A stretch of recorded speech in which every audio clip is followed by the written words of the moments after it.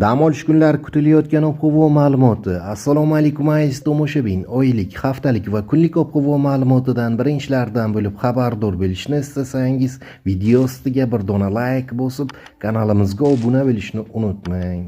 Dam olish kunlari O'zbekiston hududiga nam havo massalarining yangi qismi kirib keladi. Respublika bo'yicha vaqti-vaqt bilan yog'ingarchilik, yomg'ir, qor bo'lishi kutilmoqda. Havo harorati kechalari 0.5 daraja sovuq, kunduz kunlari esa 0.5 daraja iliq atrofida bo'ladi. Shamol g'arbdan birozdan o'rtacha tezlikkacha esadi. Respublika bo'yicha ba'zi joylarga tuman tushadi. Tog'li hududlarda vaqti-vaqt bilan qor yog'adi. Qor ko'chish xavfi bor.